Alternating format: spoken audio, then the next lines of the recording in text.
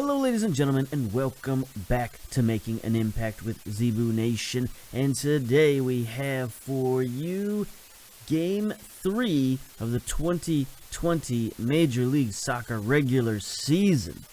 Now, a lot has happened since last episode.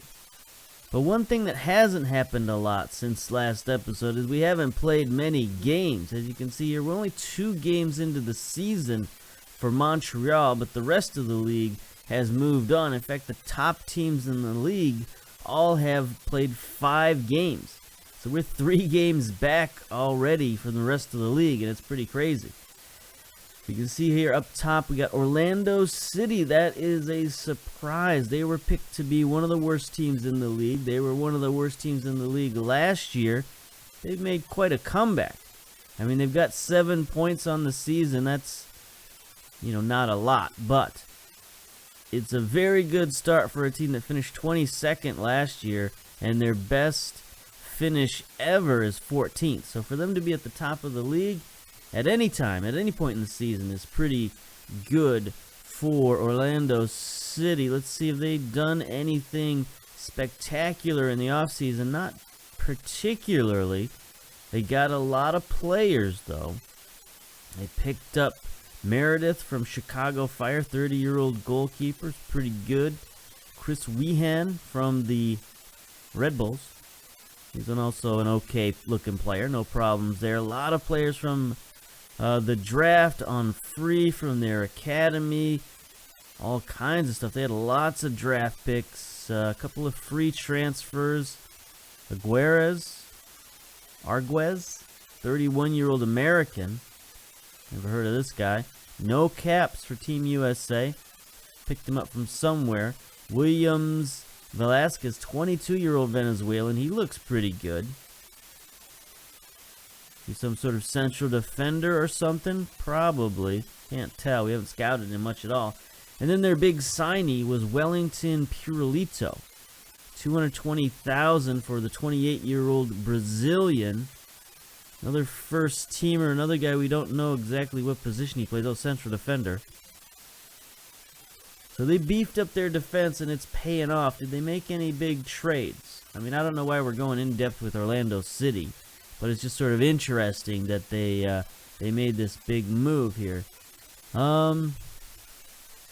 They traded a waiver draft pick for the 3rd round pick for Columbus. So no big trades. They picked up some draft picks. They picked up Darren Maddox from Seattle, 29-year-old Jamaican striker, defensive forward. Pretty good-looking player. Nice pace and acceleration. Aggression, I guess.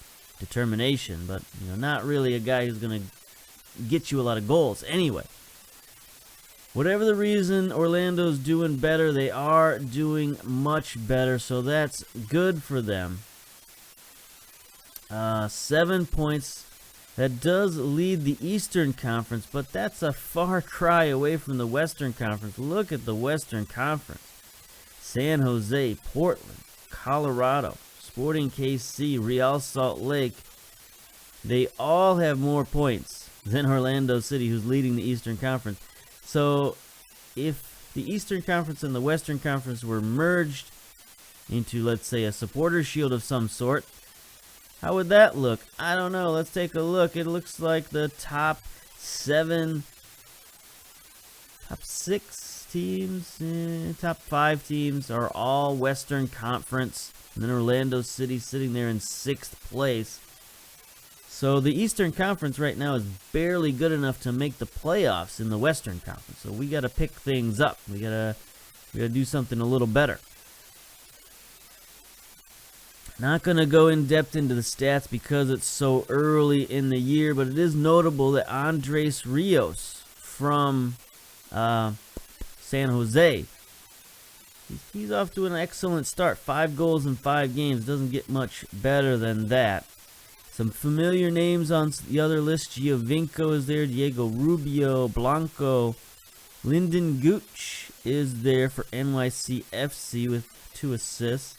Speaking of NYCFC, the one game that we didn't show on camera was our game versus NYCFC. It ended up in a 2-2 draw. Now, we played a completely rotated side because this came right in between two of our Champions League games. But we played pretty well for a fully rotated side. I mean, you look at our stats here, only Giglio played poorly. Everybody else played pretty well. Edwards maybe not so much, but Dupuis had an amazing game. Let's take a look at the stats. 2-2 draw. On paper, it's a good result. But I was actually a little bit disappointed in the result because of the way we started and the way we played. I mean, we played outstanding in the first half. Here's Dupuis getting a penalty kick to start things off, 27 minutes in. In 43 minutes just before half, Vasquez around the defense, back post to Dupuis, who heads it in. That wasn't even really back post. That was just right in front of the goalkeeper. Anyway, 2-0 at halftime, 2-0. So we thought we were going to cruise to a victory over New York City, who is one of the best teams in the league. But no, Martinez comes back in the 56th minute to get a goal. In 72nd minute, Ring gets it forward. A great back pass to Rodrigo off the post, but there's Lyndon Gooch sitting there. Just an easy tap in for Gooch.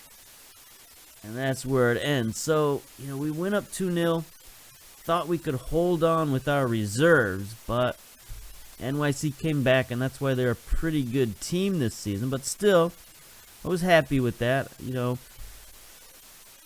As I mentioned, we have the Champions League going this season, so hopefully you're watching those Champions League videos. I'm not going to spoil it here if you're not.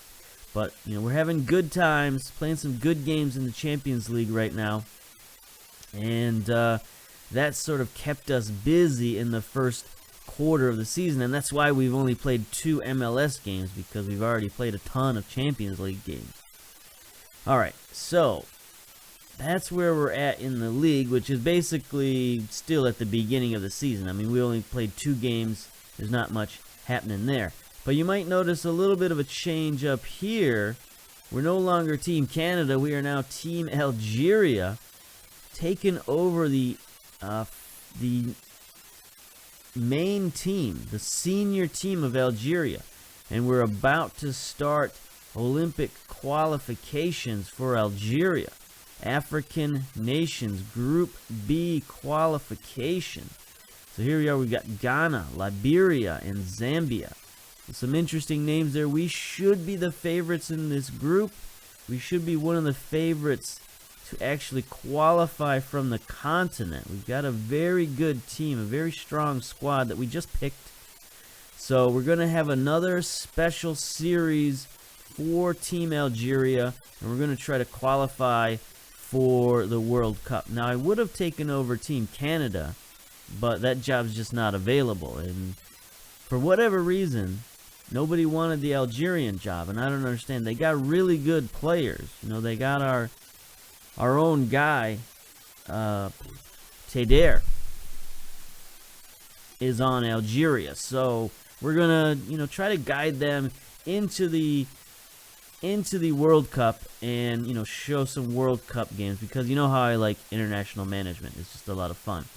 All right, some other things that happened. We've made a few, not necessarily transfers, but we've made some trades. Oh boy, that's no good. Let's look at the transfer history here. And here are the trades. We traded away some international slots.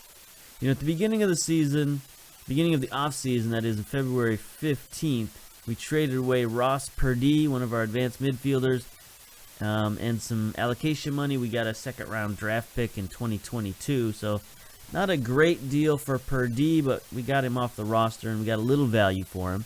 Same thing with these international slots. Wasn't really going to use them, so we just got whatever value we could. We ended up getting $575,000 in allocation money, so over $500,000 in allocation money. That's pretty good. And then we traded away one of our draft picks this year, Matt Noyes. Now, he was a good player. He was, 2.5 to 3 star player. so it's not like he had no value. But for whatever reason, his actual value is not very high, 145,000. I don't know why his value is so low. Usually, a draftee with his kind of ability and his kind of stats has like $1 million value. So I don't know what's going on here, but anyway, we did get close to $1 million worth of stuff for him. We got a first-round pick from San Jose in 2023, a second-round pick in 2022, and then $60,000 in general allocation money. So that's pretty good. If you looked at, there was a place to look at values. Where was that at? I think that was under finances. Is it league specific? No. Sponsors, debt, salary. Where was it?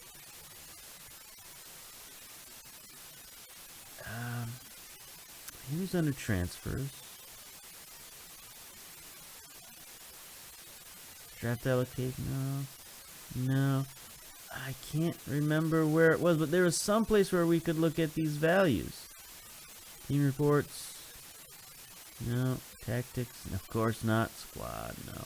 I don't know where it was, but it was somewhere.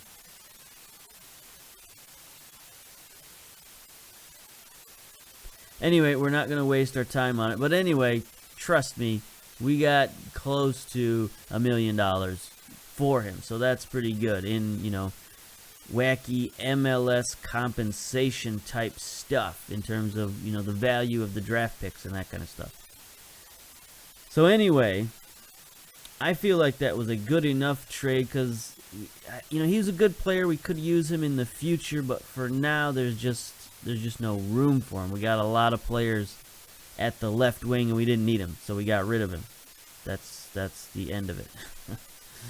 All right, let's move on from transfers. How much else is going on? Finances is pretty good. Board, we just got some new data analyst facilities. We can look at our facilities. See what we're up to. Data analyst facilities, we're up to basic, so we were at poor. Now we can maybe try and upgrade them again. Let's see if the board will be up for that. Nope. Ground, nope. Networking, nope. Can't even ask them yet. So maybe next year we'll improve the data analyst facilities again. But anyway, that's about where we're at in the schedule. I mean, like I said, there's just not much going on right now. So, let's get to today's game.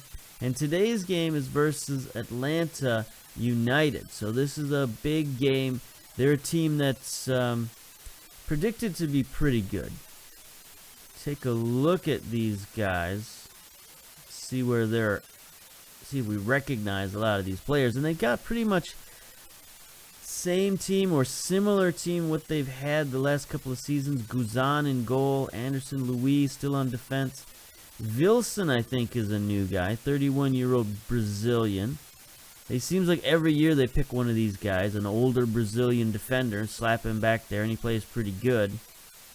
I noticed they're running the 4-2-4 here. Not exactly formation number 2, but darn close. I think our formation is getting copied. I don't know if you've noticed that if you start having success with a certain formation in your save, other teams in your league will copy it. I've noticed it. I don't know if it happens everywhere, but I've definitely seen it happen for sure. They got Victor Ulloa is still in there. Villalba, Nagby, McKierney, and Almiron. So they got a lot of familiar faces still hanging out here in Atlanta United. And they got a new coach, Oscar Pareja. So he's going to be a tough matchup. He was a very good coach for FC Dallas. Won them 3 straight supporter shields in this save, so that's pretty good. They've switched up their formation a little bit. Going with the 4-2-3-1. This is what I like to call the Mexican National League formation. Or the Mexican National Team formation. Because every time I play a Mexican national team, it seems like this is the formation they're playing. But anyway, they got all their starters in. Almiron, Nagby, Yalba, Uloa, Guzan. So they're going to be tough matchup for us. Looks like McCann is their leading candidate here. Leading player, possibly. Chris McCann, 6.85 rating is their highest average rating. So maybe Atlanta's not playing as well as they could. But anyway, we are going with our formation number 2. It's not a fully rotated side. It's a partially rotated side because we do have another Champions League game coming up, but it's not for a week.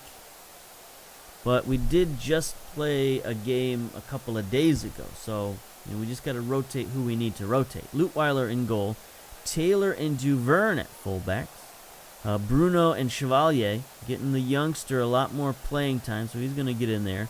Sweat and Junior Ramos in the midfield, Edwards and Mane at the wings, Dupuis and Kyle Larin at the strikers. Dupuis has been wanting more playing time. Oh, speaking of that, speaking of more playing time, his backup, having troubles remembering names at the minute. I'm recording this way too late. I'm recording this at midnight. I shouldn't be, but you know what? I'm sort of got some insomnia going on here, and I don't really want to lie awake in bed, so we're going to play some games. Mike Wynn. Mike Wynn he's out of here. He wants to get traded. He can't take it anymore, so we're going to try to get him out of here. He's loan listed. He's transfer listed. He's promised that we're going to get him out of here, so he's out of here, at the very first opportunity. But anyway, pep talk. So I don't know that we're going to necessarily need another backup, but that does let us change the roster a little bit, bring back some other guys from loan if necessary, or bring in some other players who might be able to help us out at different positions. We're a little heavy at striker, a little heavy at winger, so we're getting rid of some of those guys, shedding some weight, and fattening up the roster in other locations.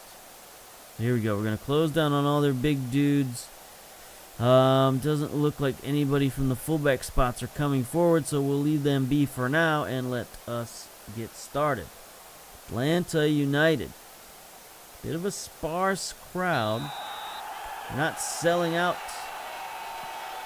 Mercedes-Benz Stadium the way they have been in previous years.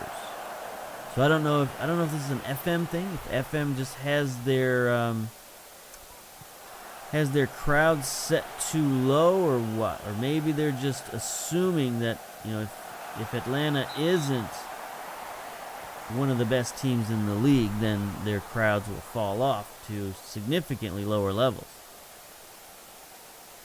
I mean, they still got a pretty good crowd. They still got probably at least 30,000 in attendance here. Junior Ramos clears that away, gets it forward to Edwards. He's going to start the counterattack across midfield. Brutal tackle by Anderson, but he got the ball, so no problems there, really. And it continues. I'd like to see, I'll take a look back and see what the actual attendance is for this game, but it is interesting. Atlanta United has been so popular in the city. Nobody expected that. Nobody in American soccer expected Atlanta to embrace the team the way they did. Kyle Larin with the steal to Dupuis. Easy goal. That was an awful foul up, but there is our forward pressure, our full court press in action. Wilson, the new guy, messing around with it on the back line. There's Kyle Larin, just an easy steal, and Dupuis, the easiest goal he's ever going to get. Great finish, runs right by his teammates, out into the corner, okay. Atlanta's sports history is an interesting history, because they've got all the major sports. Oh, here they are on the free kick. Darlington Nagbe off the post. Got lucky there. Duverne looks to chase it down. He wins it and just boots it out of bounds. They've got the Atlanta Thrashers, the hockey team. They got the Atlanta Braves, the baseball team, the Atlanta Falcons, football team, NFL football. Now they've got Atlanta United, Atlanta Hawks, basketball team. So they got all the sports. But they've been known somewhat as a fair weather city. in a city that doesn't necessarily support their teams. Here's Dupuis again, trying to win the header. Almiron gets it forward. Atlanta United trying to start the counterattack, but there's Taylor. Gets it to Dupuis. Lots of turnovers at midfield. I don't like this. Duverne. Good defense. Oh, but bad clearance. Almiron gets it forward. Darlington Nagby. This is dangerous. He's got a man back post. Villalba down to Almiron.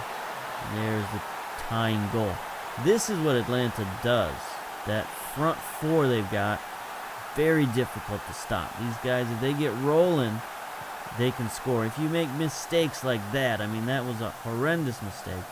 Nagby takes advantage. Villalba, great header down to Almiron. Those three guys, when they work in tandem, they are as tough to stop as anybody in the league. But anyway, the city of Atlanta, they have a reputation. Gosh, sweet. Free kick. Gets it over the goal. They're not giving me time to vamp. I guess I should not force it, but I'm going to force it because I'm trying to belabor this point. There have been times like, say, the Atlanta Braves, when they won a lot of games in a row. Mane is injured. Not just a lot of games in a row. They went to the playoffs like 10 years in a row. There were times when their stadiums was half full. Even in the playoffs, their stadiums would sometimes be, not very full. Atlanta Hawks had a similar problem. Falcons maybe less than that. I don't know about the Thrashers too much. I haven't really paid much attention to the Atlanta Thrashers. So maybe things have changed recently, because Atlanta had been for a long time a commuter type city. A lot of people from a lot of different places going to Atlanta because it was a big, booming city in the 90s, I suppose, 80s, 90s, 2000s. It was a city where a lot of jobs were being created. Here's Kyle Larin. Back post to Dupuis. Again, I keep saying back post. He just centers it to Dupuis. Stop saying back post. He centers it to Dupuis. Good header. But anyway, maybe that's changed. Maybe the demographics of Atlanta has changed, and maybe there are more, homegrown people, more local, more people who consider themselves locals, or maybe all of those commuter people just finally got behind a team in Atlanta and said, these guys are new. We don't have a soccer team wherever I came from. If I came down to go work for Coca-Cola or whoever else, Turner Broadcasting, CNN, whatever is in Atlanta. Is CNN Atlanta anymore? I don't know. Anyway, the point is they came from a place that didn't have a soccer team, and maybe they just decided to jump on the bandwagon and get with Atlanta United and have that be their team. Why not? So that could be what happened. But whatever happened in Atlanta, they got something going on there. It'd be nice if FM took that into account. Anyway, it's time for everyone to give everything you got. And the pep talk. Do we need to do anything from analysis-wise? Mane's got a slight injury, a tight Achilles. I probably shouldn't have let him play the half out on the tight Achilles. Because if he blows that, we're suddenly in trouble. So we got two options here. We got Jackson Amell. We got Romero. Romero is a little bit iffy right now. He also is having some medical issues. So I think we'll bring in Jackson Amell on the right-hand side. We'll make him the wide target man. Give us a little bit of a different look. Start the second half. We're probably not going to take Dupuis out playing as well as he is. Taylor's got a yellow card. Might have to take him out. Raheem Edwards gets it forward. Dupuis can't chase it down.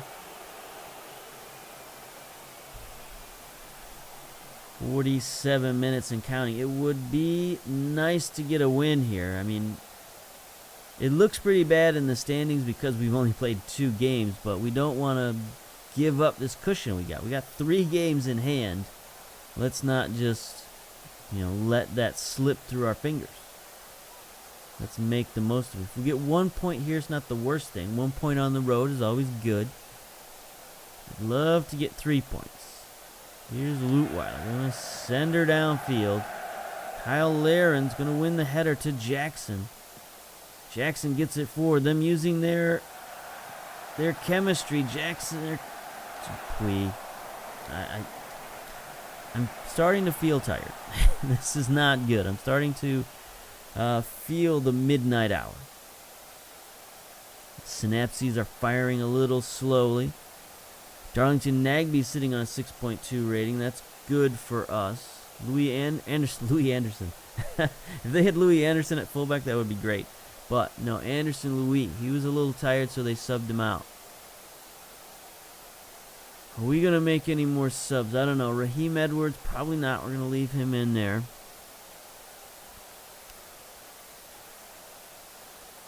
Bruno's not playing too well. Taylor's got that yellow card. We're going to leave him in for a while. Here's Robinson for Atlanta United. Gets it back. Bombs it downfield. McKierney on the run. Beats Bruno. Beats Leutweiler. There's Atlanta United up 2-1. We drop down to 7th position out of the playoffs. Let's try working the ball in the box and retaining possession. Let's see what that'll do for us.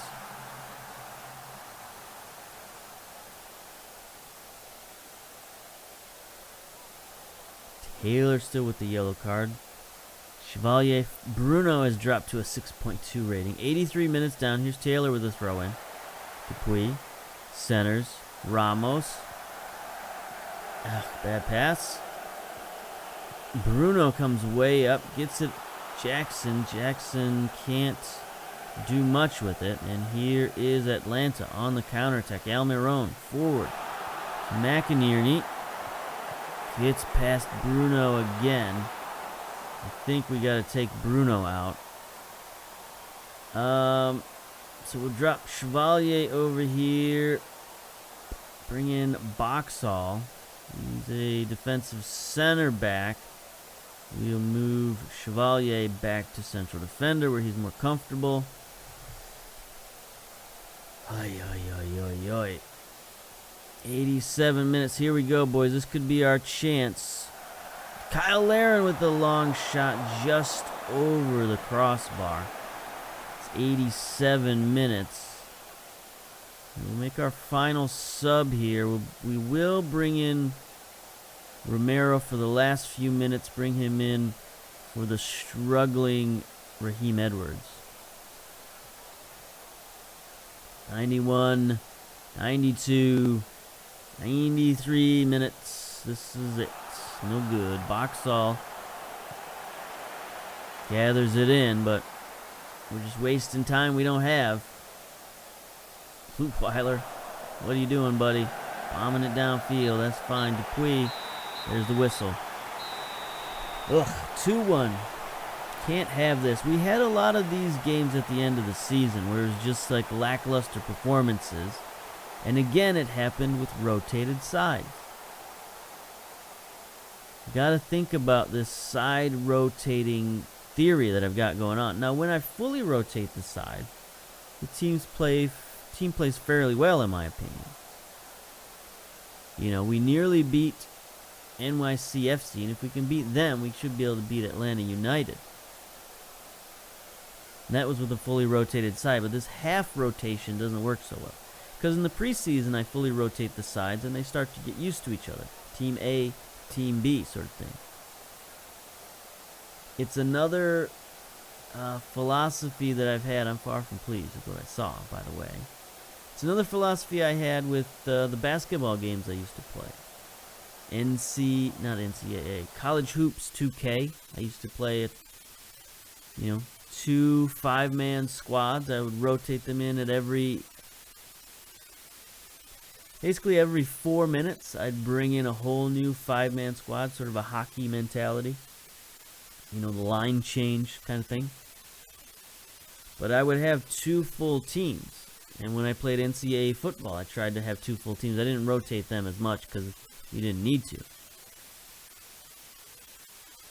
But maybe I should stick with that. Maybe if I'm going to rotate guys in, either like 1 or 2 guys or the whole team. If it's got to be more than 1 or 2 guys, rotate the whole team.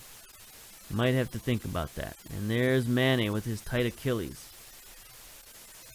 Gonna have to get him healthy for the Champions League coming up. All right, we'll send our assistant to there. We're known now as a guy who sends his assistant to do his talking for him. So here's another guy we might bring back at some point. Gonzalo, playing okay out there for TPS. See how he's doing. He's not really improving though. That's the part I don't like. Career stats still doesn't say he's played any games, but we know he's played games, so I don't know what's going on. They're just not keeping records, keeping stats. I don't know if they're still in their preseason over there or what. I don't think so. Maybe they're in cup competitions. But I don't think they would play him in cup competitions because they have to play most of their homegrown dudes. Let's take a look at TPS. We cannot take a look at TPS.